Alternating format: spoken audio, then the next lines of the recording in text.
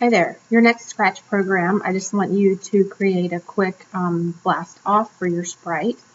So when you press the green flag, your sprite will count down 5, 4, 3, 2, 1, and then blast off by just moving itself upward and off the screen. You should be able to do that in about 5 minutes. All right, so you should have something like this. When I click the flag, counts down 5, 4, 3, 2, 1, blast off, and then floats off the screen, and then that's all. So you have something that looks like this piece of code here, 5, 4, 3, 2, 1, and then blast off for 1 second and glide off the screen. So this is what you have.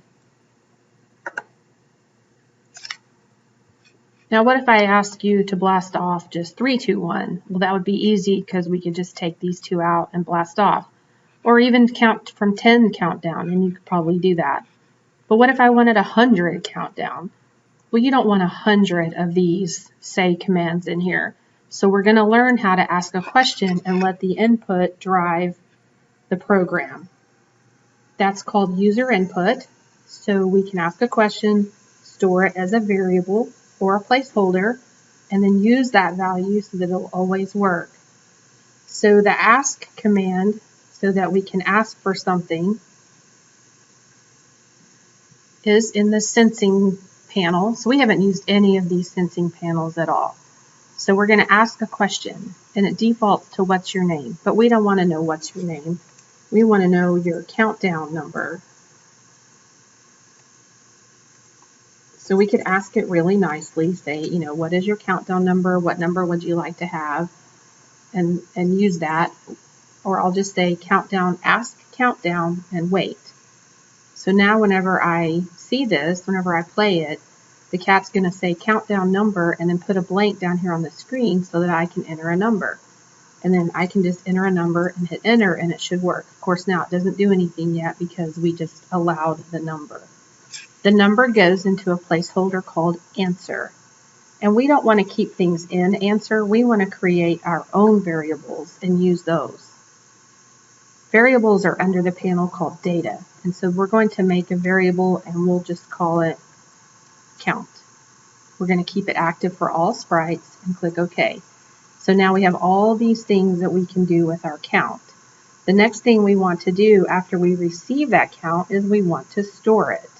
So we need to move that answer to our variable count. So we're going to set count to something over here and not 0, but we want it to be our answer that we received before. And our answer is stored back in sensing. We have a block here for answer, so we're going to drag that out and replace it in there. So now we have something called count that we can use. We want to use this to blast off. And so we're going to take these pieces that we had here and put one of those into the loop and a repeat, and we're going to count down from answer down to 1. So the repeat until is in control. So we don't want to repeat forever. We're going to repeat until something happens. And since we're counting from, say, 10 down to 1, we're going to repeat until count equals 1. So we're going to put our, instead of count in there, we're going to go to operators, and we need something equal to something. So we're going to take this one here, see how it fits into that place. And so on the left is we want our count, and count was in data. So we're going to repeat until count equals 1. And since it's going to go down, we need our count to go down, but first we want our cat to say it. So that's where we take one of these blocks and put it in here. But we don't want 5, we want whatever count is. So we're going to take that out and put count in its place. We're going to say count again, and then we want to be able to display count. So we're going to see it, and then we want it to go down by 1. So we want count to go down.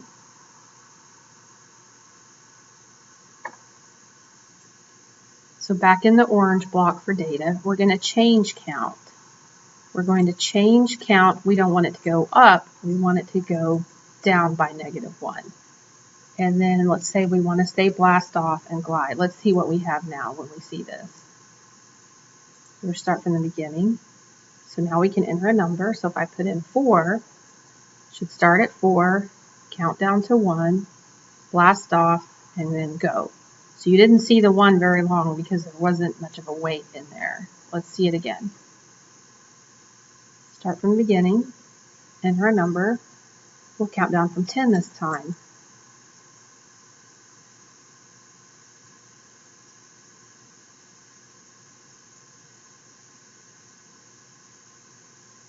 So you don't really see the 1 in there. So you can change this. You can say until count equals 0. You can change it so you can see it better. And then it would go down by, because it shows the 1, it goes down by 1. So we want it to be 0. All right, that seems to work really well. And so we're going to do one more thing. We're going to ask the user to enter their name.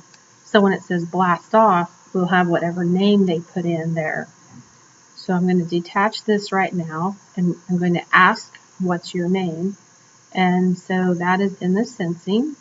Ask, what's your name? Look, it's already in there. What's your name? And wait.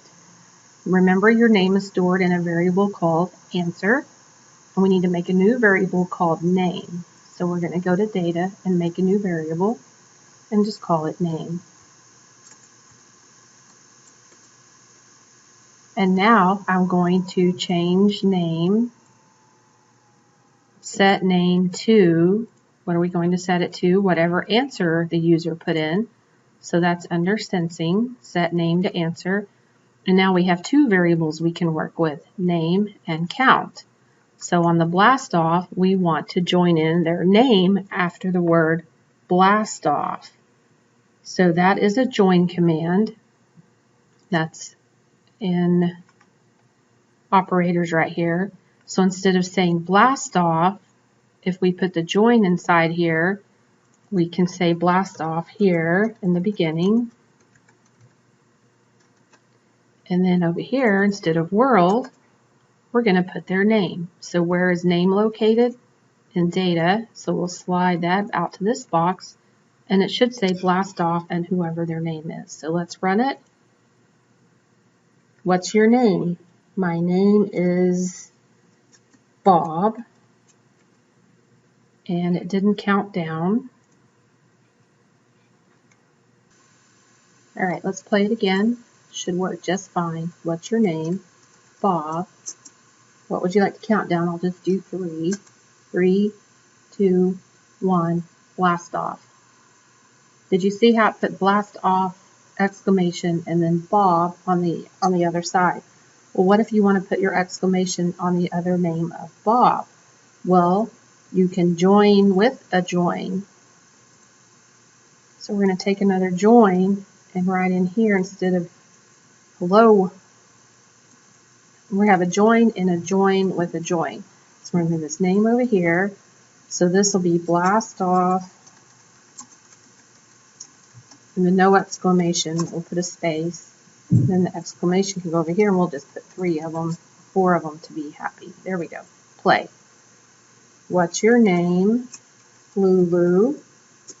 Countdown number 6. 6, 5, 4, 3, 2, 1. Blast off Lulu. And there you go.